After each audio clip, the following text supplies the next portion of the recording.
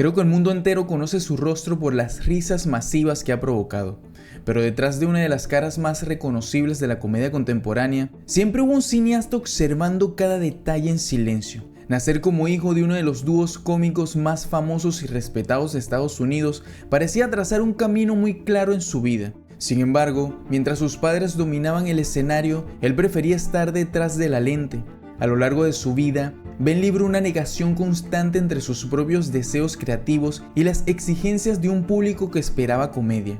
En este video descubriremos cómo el joven que se sintió incomprendido en los 90 supo adaptarse, superando duros golpes personales y fracasos emocionales para usar el poder de la industria a su favor y financiar sus verdaderas ambiciones narrativas. Prepárate para conocer la intensa historia de un creador obsesivo que demostró que el éxito no se mide en risas. Yo soy Daniel y esto es Dan Fox. Nacer el 30 de noviembre de 1965 en la ciudad de Nueva York parecía trazar un camino muy claro para Benjamin Edward Mira Stiller. Sus padres, Jerry Stiller y Ann Mira, formaban uno de los dúos de comedia más famosos y respetados de Estados Unidos. Junto a su hermana mayor, Amy, Ben creció en un apartamento del Upper West Side, que funcionaba casi como un estudio de ensayo a tiempo completo. La situación económica de la familia se podría decir que era perfecta, pero el entorno cotidiano era intenso. Por la sala de su casa pasaban constantemente escritores, actores y directores, buscando pulir chistes y rutinas. Y seamos sinceros, para cualquier persona eso podría ser un ambiente ideal o divertido, pero en varias entrevistas muestran que Ben era un niño más bien serio, observador e introvertido. En lugar de unirse a los adultos, alzar la voz o hacer reír, él encontró su propio refugio tecnológico. A los 10 años comenzó a grabar cortometrajes con una cámara Super 8. Mientras sus padres dominaban el escenario a través de la comedia, a él le gustaba el silencio y el control absoluto que le daba estar detrás de la lente.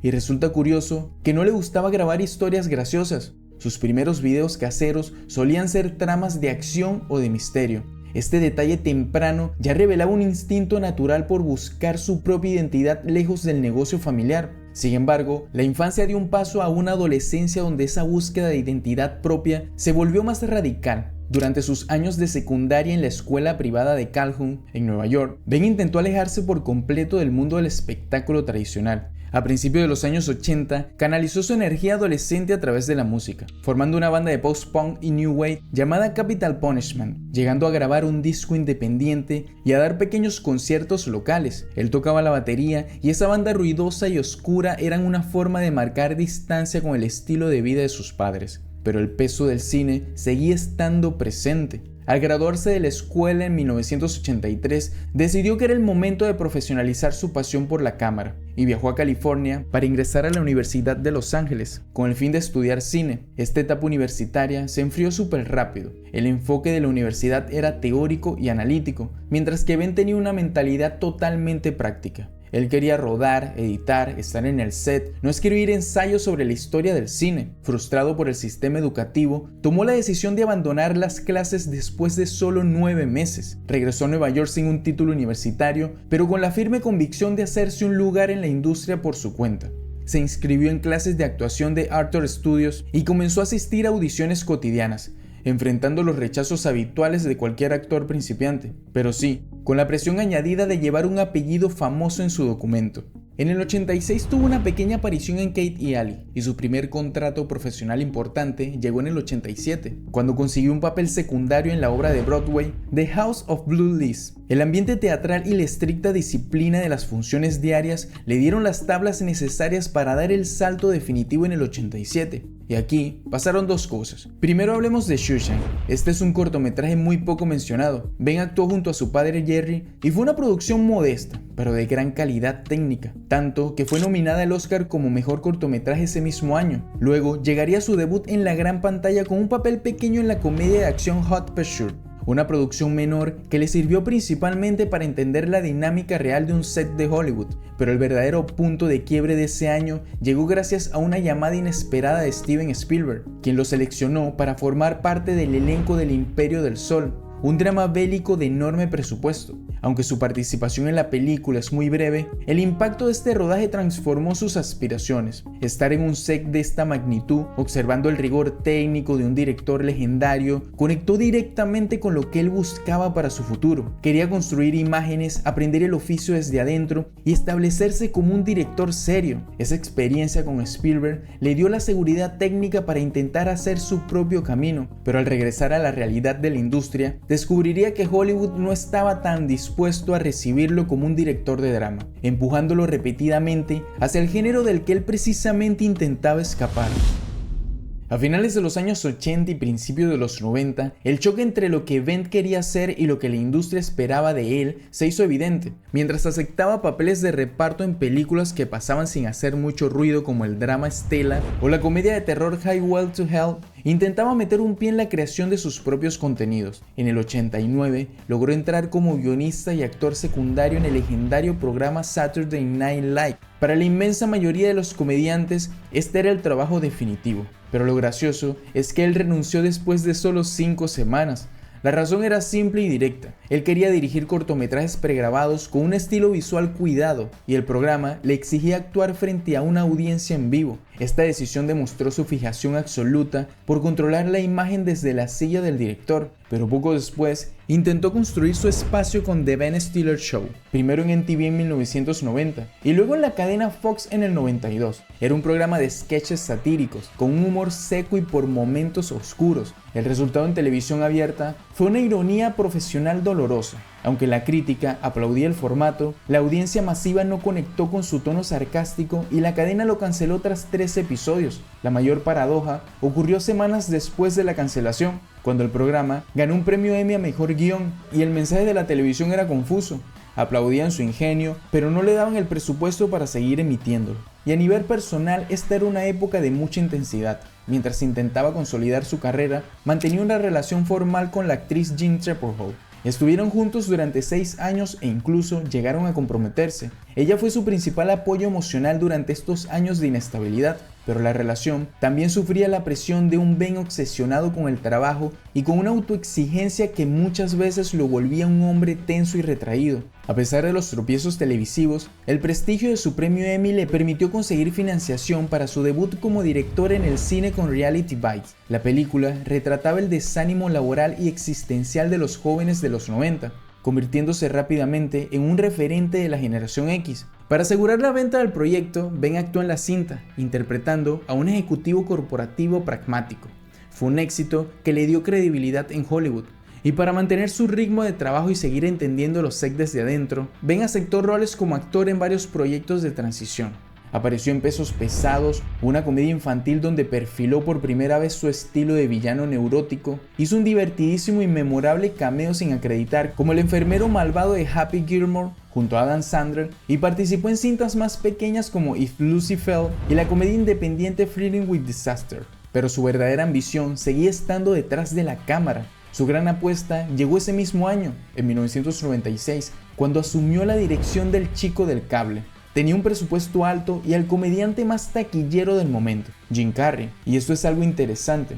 El estudio y el público esperaban una cinta ligera y llena de risas fáciles. En su lugar, Ben entregó una historia perturbadora, agresiva y cínica sobre la soledad y la adicción a la televisión. El resultado fue un golpe muy duro en múltiples frentes. La crítica de la época destrozó la película y el público salió de las salas confundidos al no encontrar la comedia que los comerciales habían prometido. Varias entrevistas muestran que este rechazo masivo lo afectó profundamente.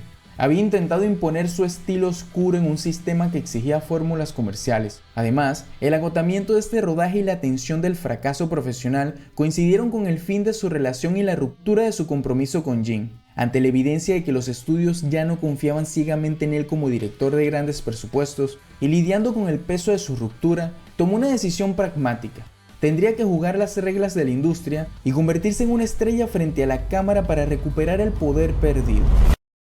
Tras el fracaso comercial del Chico del Cable y el fin de su relación sentimental con Jim, Ben pasó los siguientes años intentando encontrar su lugar. La decisión de enfocarse en la actuación no significó aceptar cualquier comedia ligera de inmediato. Quería demostrar que era un actor serio. Por eso, en el 98, participó en la comedia de misterio Zero Effect y buscó proyectos densos y oscuros. Actuó en la cínica Amigos y Vecinos y, sobre todo, protagonizó Doble Vida, un drama intenso donde interpretó a un escritor de comedia adicto a la heroína. Su intención era establecerse como un actor dramático de carácter. Sin embargo, ese mismo año, los hermanos Farrelly le ofrecieron el papel principal en Loco por Mary. La película se convirtió en un fenómeno global masivo. De repente, el esfuerzo que había puesto en sus papeles independientes quedó borrado por la imagen de Tex Strowman, un hombre torpe envuelto en situaciones absurdas. Se transformó en la cara más reconocible de la comedia estadounidense casi por accidente. Este éxito le otorgó un poder inmenso en los estudios, pero lo ató firmemente a un estilo de humor masivo que rara vez refleja su verdadera personalidad. El año 99 fue un periodo de transición laboral y de una revelación personal absoluta. Mientras aparecía en cintas como la comedia coral de superhéroes Hombres Misteriosos, el drama criminal Black and White y la sátira de Suburban, intentó regresar a la dirección a través de la televisión, dirigiendo un piloto de ciencia ficción absurda llamada Hit Vision and Jack, protagonizado por Jack Black. El canal finalmente rechazó el proyecto y nunca se emitió, pero ese piloto fallido cambió su vida. Durante el proceso del casting, conoció a la actriz Christine Taylor. Su conexión fue inmediata. Tras la inestabilidad de sus años anteriores, Christine le brindó un equilibrio emocional clave y se casaron en mayo del año 2000 en Hawái. Y ya casado con una vida personal estable, su carrera frente a la pantalla alcanzó un punto máximo. En el año 2000 participó en la comedia romántica Divinas Tentaciones, dirigida por Edward Norton, y meses después estrenó La familia de mi novia. Sostener el peso y la tensión frente a una figura tan imponente como Robert De Niro demostró que su instinto para la incomodidad funcionaba a la perfección. Los estudios le ofrecieron contratos inmensos y la estructura a su alrededor creció rápidamente. La presión por mantener esa racha de éxitos eran aplastantes. En varias entrevistas muestran cómo el estrés de ser la estrella principal chocaba de frente con su naturaleza sumamente controlada durante los rodajes. Con el poder de la industria finalmente a su favor, decidió regresar a la silla de director en el cine en 2001 con nada más y nada menos que Zoolander. Tomó la comedia física que el mercado demandaba y la llevó al extremo. El proceso fue extenuante. Asumió simultáneamente las responsabilidades de director, productor, guionista y protagonista y lo llevó al límite de su energía.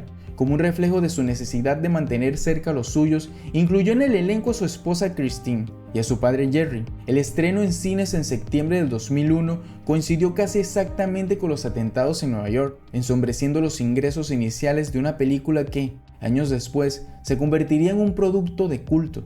Ese mismo año, en medio del desgaste de la maquinaria de los grandes estudios, aceptó un rol más contenido en Los excéntricos Tenenbaums, bajo la dirección de Wes Anderson. Interpretar a Chas Tenenbaum, un viudo neurótico obsesionado con la seguridad de sus hijos, le permitió explorar un registro mucho más melancólico e íntimo. Ese contraste entre el modelo frívolo de Sunderland y el hombre herido en Tennisburg definía perfectamente su situación. Gobernaba en taquilla mundial, pero en su interior seguía buscando el rigor artístico y dramático que parecía escaparse entre las risas de la audiencia. Sin embargo, esa insatisfacción silenciosa estaba a punto de desatar una etapa de trabajo frenético y de autoexigencia brutal, empujándolo a arriesgar su propio capital político en Hollywood para crear la sátira más extrema y obsesiva de su carrera.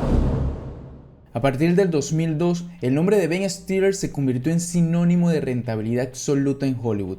Tras el nacimiento de su primera hija, Ella Olivia, en abril de ese año, Ben entró en un ciclo de trabajo frenético. Apareció en la comedia negra Envidia junto a Jack Black y volvió a dominar la taquilla con Mi novia Polly, donde interpretó a un analista de riesgo obsesivo con la seguridad, un rasgo que muchos colaboradores aseguraban que Ben poseía en la vida real. Este periodo marcó el nacimiento del llamado Frat Pack, un grupo de comediantes que dominaban la industria, y Ben se consolidó como el líder no oficial, participando en una seguidilla de éxitos que marcarían una era. Interpretó al icónico villano Whitey Goodman en Pelotas en Juego, protagonizó la adaptación de la serie setentera Starkings and Hutch y retomó su papel de Greg Fokker en la secuela de los Fockers, La familia de mi esposo, donde compartió pantalla con Dustin Hoffman y Barbra Streisand. Pero detrás de esta racha ganadora, Ben sintió que su faceta como director se estaba oxidando. En 2005, prestó su voz para el león Alex en la exitosa cinta animada Madagascar. Estos proyectos le daban también una estabilidad económica para enfocarse en su productora, Red Hour Production. Con ella, empezó a apoyar proyectos más arriesgados como Tenacious D en Púa del Destino. Poco después, en 2006, protagonizó una de las películas más favoritas del público, Una noche en el museo, consolidándose como una figura para toda la familia. Pero su verdadera inquietud seguía siendo la creación original. En 2008, tras años de planificación y con el nacimiento de su segundo hijo Quinlan, decidió arriesgar su capital político en la industria para dirigir, escribir y producir Una guerra de película. El rodaje en la selva de Hawái reflejó su nivel de exigencia técnica.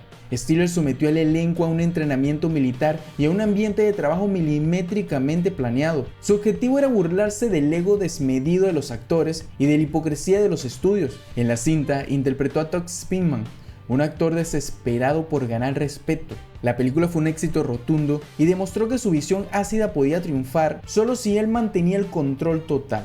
Tras cerrar la década con Una noche en el Museo 2 y participar en el drama independiente Greenberg, donde trabajó con el director Noah Baumbach, Ben empezó a preparar su proyecto más personal. En 2013, asumió el reto de dirigir y protagonizar La increíble vida de Walter Mitty. Esta película lo alejaba de la sátira. Era una obra visualmente inmensa y reflexiva sobre un hombre que deja de imaginar para empezar a vivir. Durante el rodaje, su nivel de concentración alcanzó niveles casi quirúrgicos. Compañeros de reparto lo describen como un director sumamente riguroso, capaz de repetir una toma decenas de veces, incluso bajo el frío de Islandia hasta conseguir la luz exacta. Ya no actuaba como el protagonista relajado de una comedia, operaba como un técnico, enfocado en la estética cinematográfica. Walter Mitty marcó una transición definitiva. Dejó claro que su interés iba mucho más allá del chiste fácil y que estaba dispuesto a invertir años de esfuerzo con tal de construir historias con un peso emocional genuino,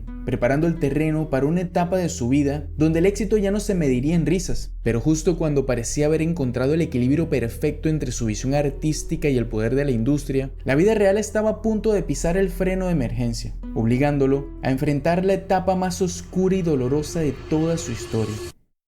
A mediados de la década de 2010, el ritmo implacable que Ben había mantenido durante años chocó de frente con la realidad. En 2014, mientras se estrenaba la comedia dramática Mientras somos jóvenes, dirigida nuevamente por Noah Baumbach, y cerraba su franquicia más taquillera con Una noche en el Museo 3, El secreto de la tumba, recibió un diagnóstico de cáncer de próstata. Decidió mantener esta situación en absoluto secreto, lejos de la prensa y de las exigencias de los estudios, y se sometió a una cirugía exitosa. Según confesó tiempo después, enfrentar su propia mortalidad paralizó sus prioridades y lo obligó a reevaluar todo su entorno. Justo cuando comenzó a recuperarse físicamente de la operación, el año 2015 trajo un golpe emocional devastador, el fallecimiento de su madre. Perder a una de las figuras centrales de su vida y de su primera formación artística lo llevó a un profundo duelo, y todo esto ocurrió mientras se encontraba inmerso en la producción, dirección y protagonismo de Zoolander 2. Cuando la película finalmente llegó a los cines, la respuesta de la crítica fue lapidaria y el público le dio la espalda. El fracaso comercial de esta secuela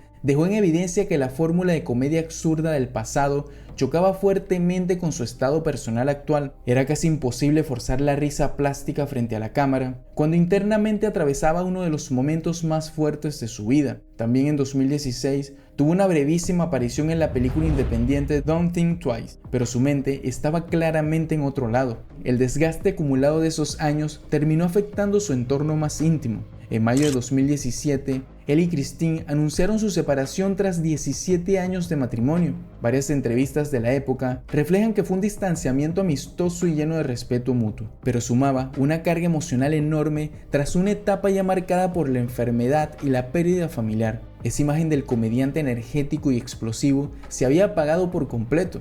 Ese mismo año canalizó todo ese peso emocional a través de la actuación, aceptando dos proyectos que encajarían perfectamente con su realidad.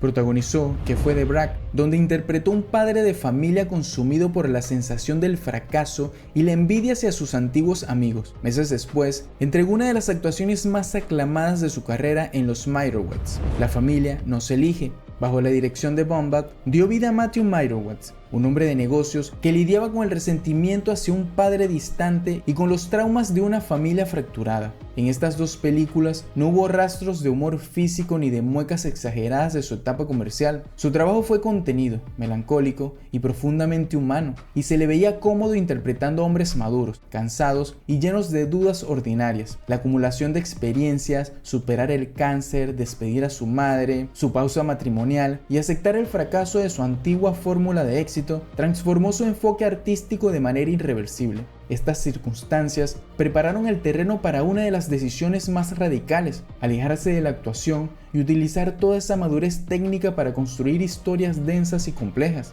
sentándose de forma definitiva en la silla de director. Pero lo que nadie en la industria esperaba era que, al dar ese paso hacia atrás, Ben Stiller estaba a punto de orquestar las obras más tensas y brillantes de toda su trayectoria. El cierre de la década de 2010 marcó una transformación absoluta en la carrera de Ben. Tras los golpes emocionales y la fatiga del modelo comercial que lo hizo famoso, cumplió su promesa de alejarse de los papeles protagónicos. En 2018, asumió la dirección de la miniserie Fuga en Deme Nora, un drama carcelario crudo y denso basado en hechos reales. Este proyecto le volvió a otorgar ese respeto unánime de la industria que había estado buscando desde sus inicios. Ya no intentaba complacer a una audiencia masiva. Estaba construyendo el nivel de tensión narrativa que siempre había imaginado. Durante los años siguientes, su aparición frente a la cámara se limitaron a cameos muy breves o roles de apoyo, casi como favores a sus colegas de la industria. Retomó su mítico papel del enfermero Hal-El para una rápida escena en el Halloween de Hubie. Participó en el especial de comedia Sarah Cooper Everything is Fine y tuvo pequeñas apariciones en Confinados y Bros. Su atención real y su energía estaban fijadas en la producción y en la dirección. Esta consolidación técnica alcanzó su punto más alto con Severance. Como director principal y productor ejecutivo de esta serie, orquestó un thriller psicológico frío, milimétrico y brillante sobre el aislamiento corporativo. Las imágenes en el set lo muestran con el pelo completamente gris, sentado frente a los monitores, proyectando por fin la imagen del cineasta riguroso que anhelaba ser desde joven. El éxito de la serie confirmó que su instinto para crear tensión siempre fue correcto. Solo necesitaba el formato adecuado.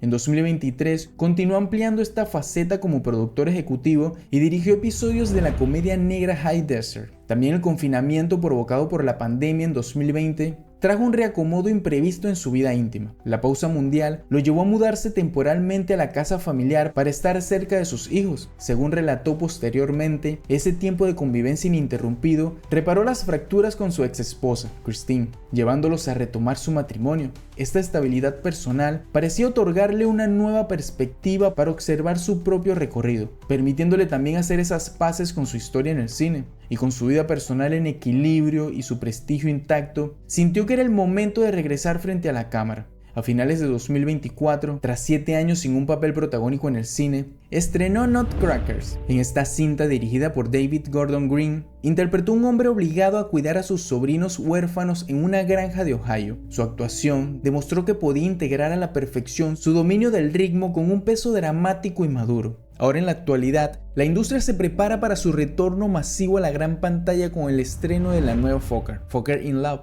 Esta cuarta entrega vuelve a reunirlo con Robert De Niro, sumando a Ariana Grande al elenco. La incorporación de Ariana interpretando un personaje perfeccionista que choque directamente con las neurosis de Greg Fokker promete ser el motor principal de la cinta. Regresar a esta franquicia demuestra que puede disfrutar de las superproducciones sin sentir que eso amenaza su credibilidad como creador serio. El recorrido de Ben Stiller refleja una negociación constante entre sus propios deseos creativos y las demandas del público. El joven que se sintió incomprendido en los años 90 supo adaptarse, construyendo un imperio económico a través del humor para luego utilizar ese mismo poder y financiar sus propias ambiciones narrativas. Al final, Ben demostró que detrás de una de las caras más reconocibles de la comedia contemporánea, siempre hubo un cineasta observando cada detalle en silencio. Si llegaste hasta el final, quiero agradecerte y me ayudarías mucho suscribiéndote y dándole like al video. Intento subir este tipo de contenido semanalmente contando estas historias increíbles, así que sin más nada que decir, nos vemos en el próximo video.